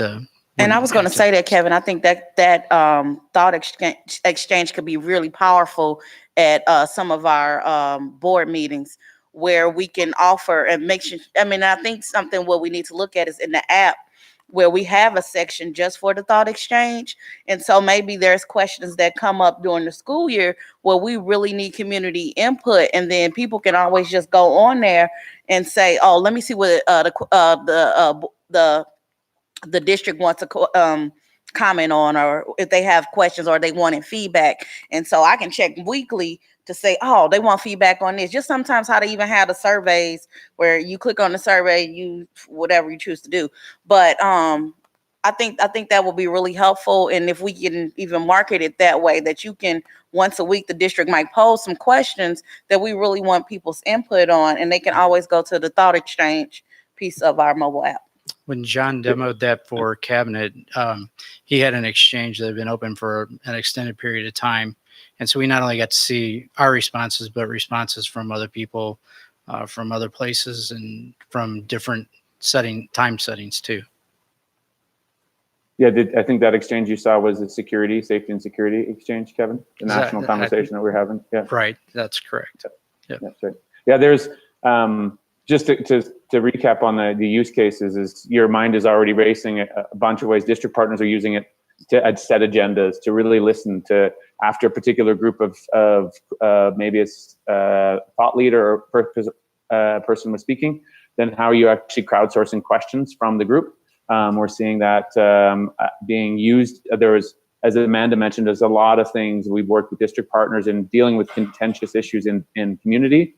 A lot more now use cases with staff, learning and development, staff morale, connecting with teachers, and then a bunch of use cases specifically around student profile of grad achievement, programs, even influence of facilities, etc. So lots of areas to be able to extend the use of thought exchange across those three kind of main pillars of community, staff, and student.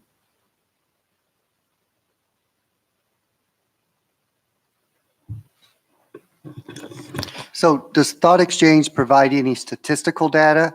I'll use an example like Facebook. We're going through this clear book bag issue with the school district now.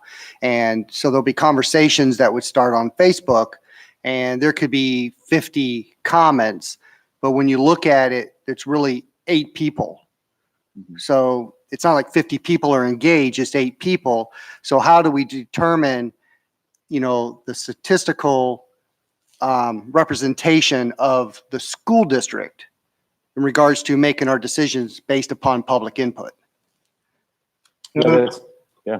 I was going to say that's a really interesting question, because it's actually, Thought Exchange isn't so much a statistical or a quantitative analysis tool. It's more of trying to quantify as best as possible all those qualities about a conversation, because we're allowing folks, again, to answer in their own words and just seeing how the common themes take shape and how the group really prioritizes. So I don't know, Jamie, is there anything you wanted to add to that?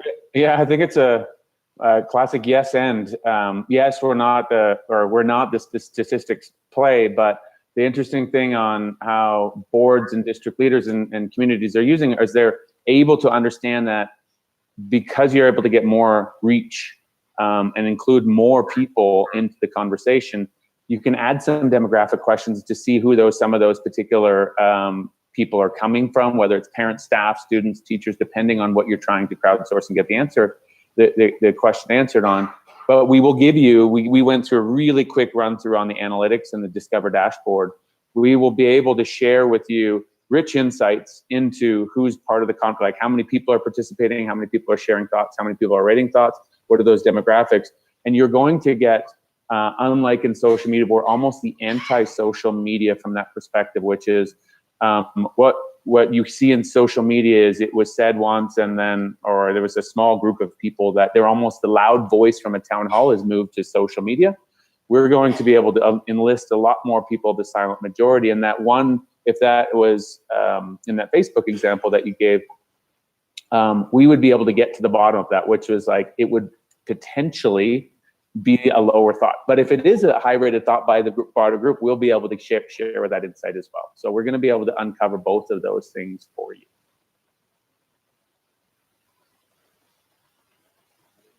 That makes sense? Would you like me to give the recommendation to you?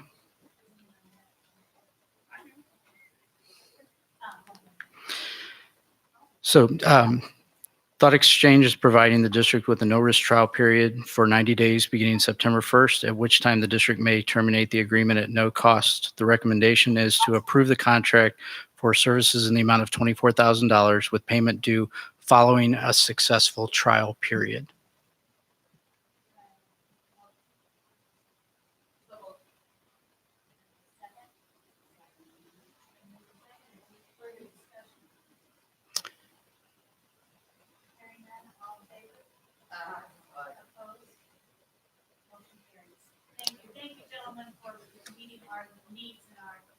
I don't know if you could hear it. Her mic's not on, but she said thank you, and they voted unanimously to approve this. So thank you for your participation tonight. Thank you very much. Thank you all very much. If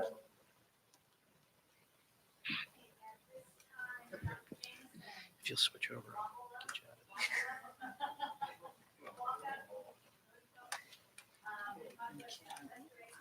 Do you have her slides? Yeah.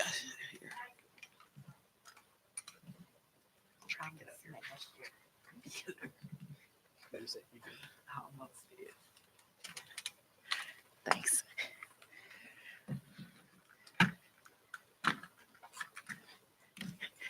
All right. Good evening, Ms. Hogshead, board, community, and colleagues.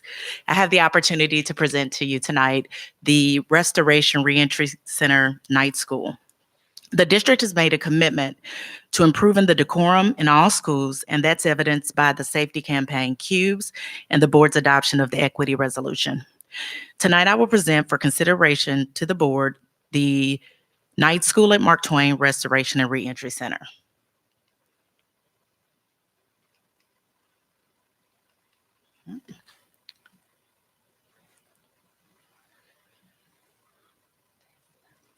Not working.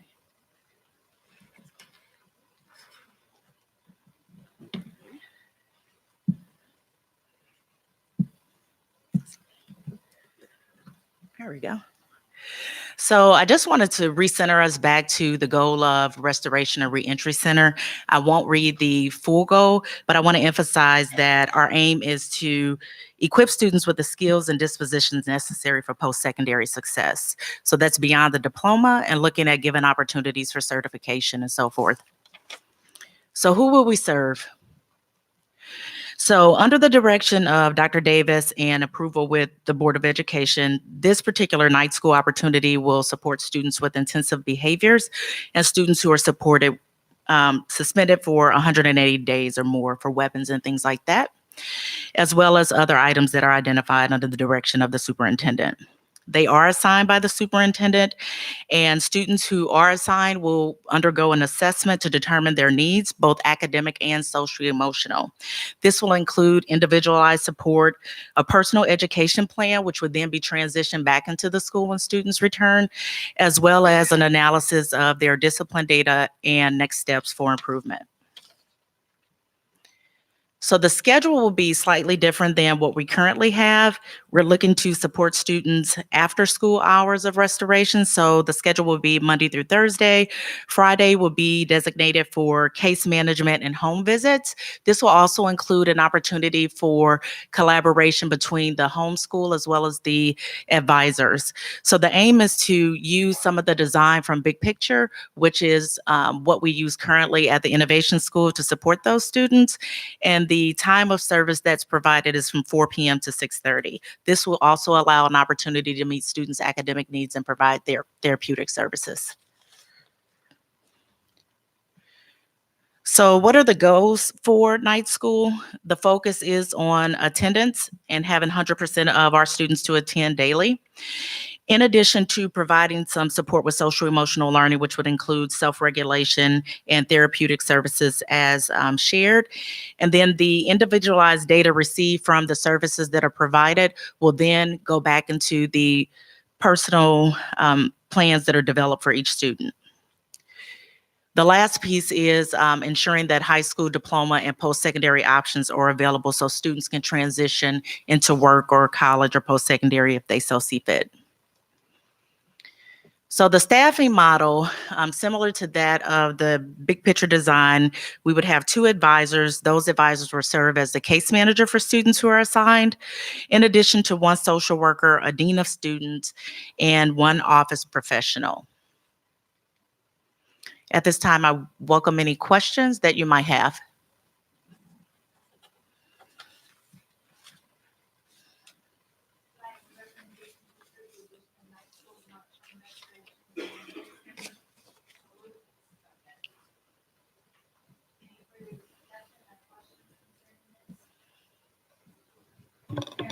No, hold on, I do.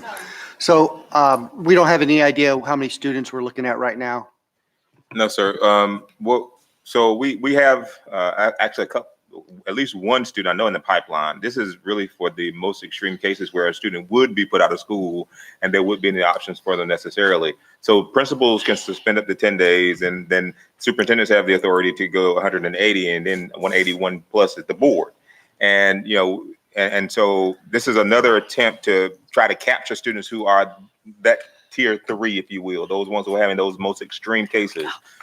These students in particular will be ones I assign. So Wednesdays we're monitoring, we'll be monitoring data across the district and having sort of a district conversations on a weekly basis to look at some of these cases. And we're developing PEPs, so similar to an IEP, but a PEP, so we can see specifically what is this child's needs and how do we respond to it. So what we hope is that the teachers, if you all approve this, the teachers / advisors will, like she said, the model we use at Innovation. So a student would go on my caseload if I'm a teacher or advisor, and I'll have up to 6 students so that I can specifically look at what their needs are. These students who are having these most extreme cases, we can use more options. We can use online learning, as well as that 4 to 6 time where we can do some actual services with them. They would have been put out of school, period. And so this is an opportunity after school is over to bring students in and still try to serve the ones who are having the most extreme behaviors and extreme cases. So we're going to have 2 teachers or advisors, a full-time social worker, and a full-time dean of students. And the classes go from 4 to 6:30, 4 to 6, Monday through Thursday. And the remaining time during the daytime, yeah, the staff that. So they will actually support the school period, those additional people, but we would have to have some flex time in there with some of the adults, like the advisors would have to have a flex schedule. For example, the teacher advisor would need to come in from say 12 until like 7:30 to get their full day in. They would be able to support Dr. Weller and whoever else comes on board, and Dr. Jensen will be supervising that school. But the folks who work specifically to support that night program will also be available to support some of that day work. But we also know that some of the students will have some time to need additional support.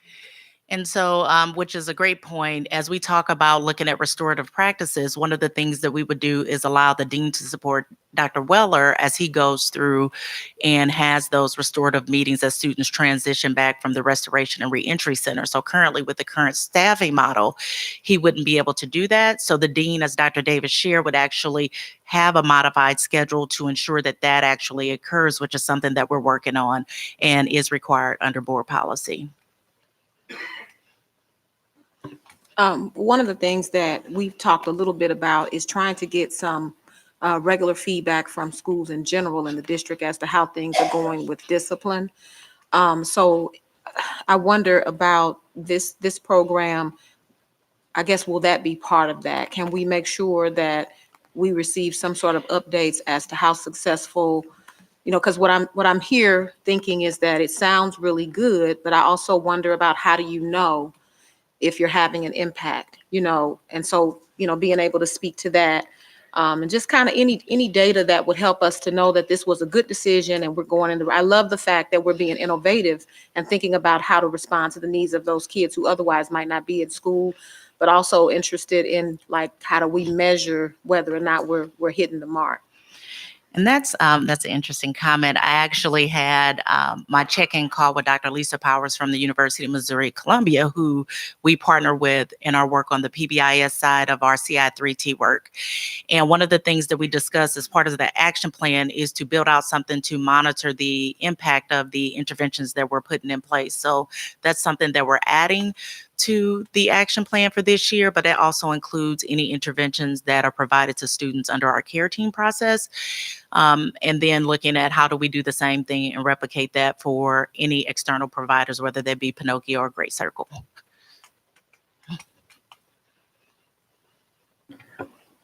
Will any of the part of the program include home visits? It will. Okay.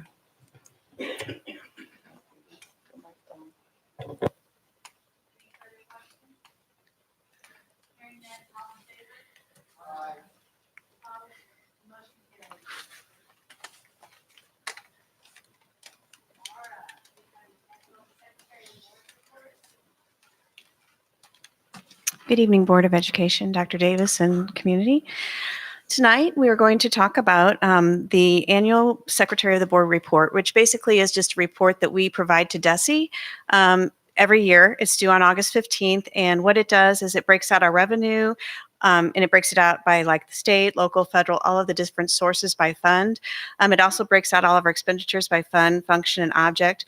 It also details out the debt that is owed by the district. And in addition to that, we also include information on our bus fleet, information about our allowable costs with transportations and things like that.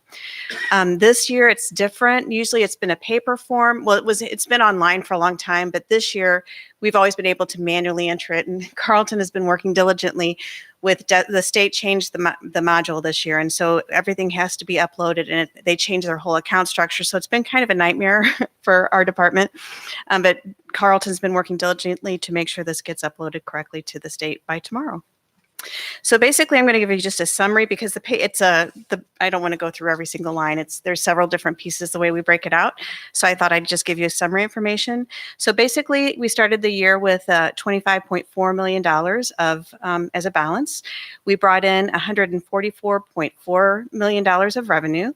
We are going to transfer about $160,000 from the general fund over to our capital fund to pay for some of our food service costs for equipment. We had expenditures of $131.3 million with an ending balance of $38.4 million. Actually, this year, as I stated at our June board meeting, the day that I was going to present to the board for the budget, we got a deposit from protested taxes from the state that day, and it included a $5 million check that we were not anticipating. It was revenue that had been protested back in 2015. Now, with protested taxes, you never know if you're going to get it or not. And so this was in addition to what we anticipated. So it brought in $5 million additional revenue than what we were expecting. And it was a nice surprise, especially this time of year whenever we're doing all of these restructurings. So we did have an increase of $5 million of revenue from the budgeted year. And then we also had an increase of $1 million that I had brought a budget adjustment in June for the expenditures. So we had budgeted for a 17.87% fund balance, when actually you can see that we're ending up at a 21% fund balance with that additional revenue. So that's good news. But don't get too excited because, this is where we're standing right now. Last year, we ended the year with a 17.54%. So you can see that the revenue did increase dramatically from the prior year. This is a one-time thing. We never know. And I know for a fact, like Boeing has already called me about the taxes this next year because of all of the assessments going up so dramatically. And I've had several phone calls from the community about their property tax going up. And so I do know that there's people out there that are protesting their taxes. So I told Dr. Davis we have to be very cautious. This is kind of money that we're going to have as our emergency fund because we know that the shoe's going to drop. So let me just add, Laura, because she and I talk about budget all the time. We talk about that dollar, right? Because that's important to make sure that we have the funds to be able to do the work. I want to just take us back to, though, and you mentioned this today in the press conference, the increase in the budget to our safety and security plan and all the other things we've done with restructuring that's cost money.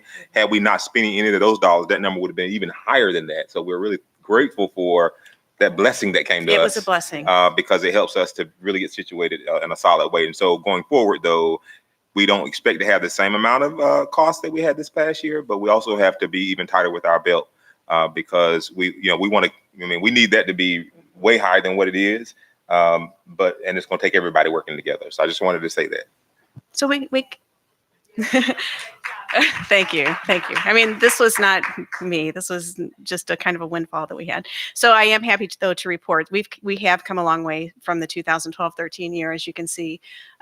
So this does make me very happy. So it gives us a little bit of some cushion that we can do some of the things that we do really need to do. This report will be uploaded by us tomorrow, barring any more. We've had some technical difficulties. It's been kind of difficult, but we will be uploading this tomorrow, and hopefully, and we will be making changes, and it will be audited. So this is the pre-audit financial report. Does anybody have any questions?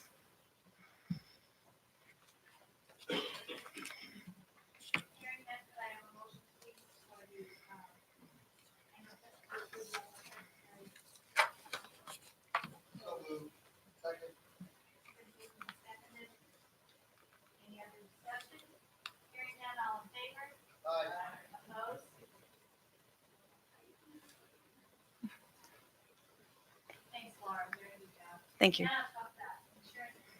All right. We do have an insurance committee that reviews the insurance claims every year. So we meet twice a year, usually in wintertime, about February, where we look at where we're at that current snapshot of time. And then we meet again in July to see where we're at the end of the year. At this time, the committee will make recommendations to the board to whether we look at the program, see if there's any changes that we need to make to the program, if we need to make any increases to the changes of premiums, or if we need to make changes to the plans. And then I will bring it to you for a recommendation. Our insurances, we are self-funded for both our medical and dental plan. Our premiums, we look at our actual experience, and then we also take information that's given to us from a third-party administrator. They give us all the data that we need to know to kind of forecast in the future what we think our costs are going to be. We do design our plan around the costs that we have. We try to look at the problems that we might have in our program and redesign our plan around that. And our plan year does run from October through September. It's kind of off of our fiscal year and off of a calendar year. So this past year, the district spent about $14 million on insurance claims. We currently have about 2,291 members in the plan, and those members are made up of our employees, our retirees, and our employee dependents. The district does offer two plans for our full-time employees. It's called Choice and Choice Plus. One of them is more premium than the other one is. And then we also have a part-time plan for our to meet our ACA needs. So that those are the employees who work 30 to 39 hours per week. Now, this is kind of small and it's really hard to read, but this is a historical snapshot of the last 3 years. And if you just look in that right-hand column where it says surplus or deficit, you will see that we've ended the last 3 years with a pretty nice size of a surplus. In the 2014-15 year, the committee got together and made some plan changes, and we also increased the premium by 5% because we had a growing deficit. So those changes, I do believe, helped our plan, and so we had ended the last 3 years with a really nice size deficit. Surplus, I'm sorry. This year, again, we actually almost broke even. We had a really large claim back in the fall, and it was over $1 million claim. Now, fortunately, we do purchase stop-loss insurance, so we only have to pay $275,000 of a claim, and then this insurance will pick up the rest of that cost. So we didn't receive that check from the stop-loss until like the fourth quarter or the third quarter, but we did receive that money back, so that did even everything out. We also get rebates from our pharmaceuticals. So this year we received about $1 million in pharmaceuticals. So even though we spent close to $14 million for our total cost, and our premium money that we brought in was $13.2 million, we had that $1 million rebate from Express Scripts. So that offset some of that cost. So we did break even with about $226,000 left. So we had a break even year, which was really good. So looking forward to next year, like I said, we make our decisions based on our forecast. And so next year, we do believe that we will end the year again if we don't have a lot of catastrophic claims, because like I said, our premiums are based on our claims. We do think that we will end with a surplus for next year as well. And so that good news means that we don't have to increase our premiums again for the next year. Basically, that saves our employees that have dependent care. So the district provides 100% free coverage for our employees, but they can have their dependents on it. So those that have dependent care will not see an increase in premiums on their health insurance. And that also helps our budget too. So we charge ourselves for the insurance. So that would be about $1 million increase if we had to increase the premium. So I didn't build an increase into the budget, so thank goodness we didn't have to increase our premiums because that helps save it. So we will be good on that side too. So for all three plans, we will not be increasing that premium. Now our dental plan, and I would like to say we haven't had to raise our rates this is our 4th year. So I'm really excited about that. If we could just hold it one more year, Lori, I'd be really happy if we could go 5 years without an increase. And also it affects our retirees as well. Thank you, Carolyn. So, if we don't have to raise our rates, that's even better. So I'm going for 5 years in a row. That would be really happy. Our dental plan, on the other hand, we have not raised those rates in a long time. And as you can see on the right-hand side, we have had a deficit the last several years, and we do anticipate that we're going to have we did end the year with a deficit for this year of about $130,000. So we are going to have to make some adjustments to our dental. We met with the committee, and we decided that we will need to raise our rates by 5%, which is basically $2 a month for those that have dependent insurance. But it's something that we have to do. And then this year, we are going to work with our third-party administrator to look at our plan and see if there's any changes that we can make to tweak to make sure that we are fully funding our dental plan. So we are going to need to increase the dental plan by a couple dollars every month for those that have to pay for dental insurance. And basically, that is it. I'm asking for the board to approve our premium rates for the next fiscal year.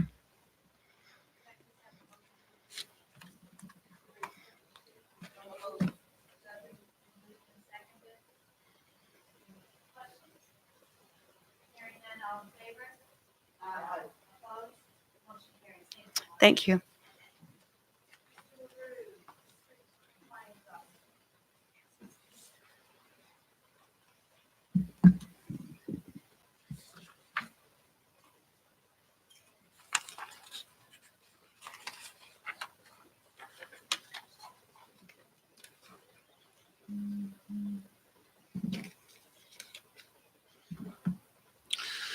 So the Ferguson fluorescent compliance officers that are being recommended for this year include Tiffany Best, Deputy Superintendent for Instruction, under LEA compliance, ESOL, ELL compliance, and migrant compliance.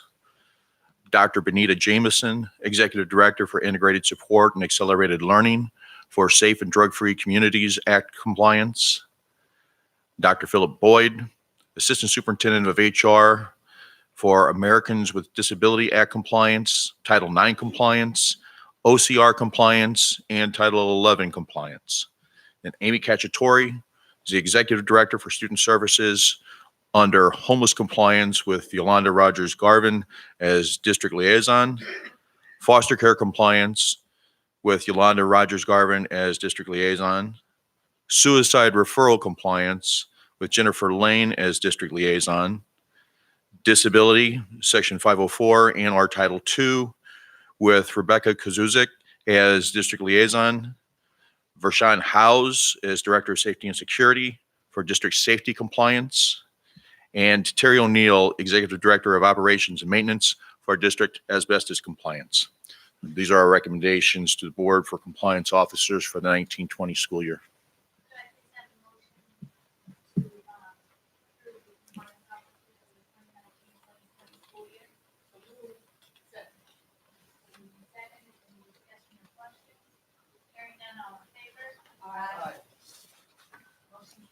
Thank you.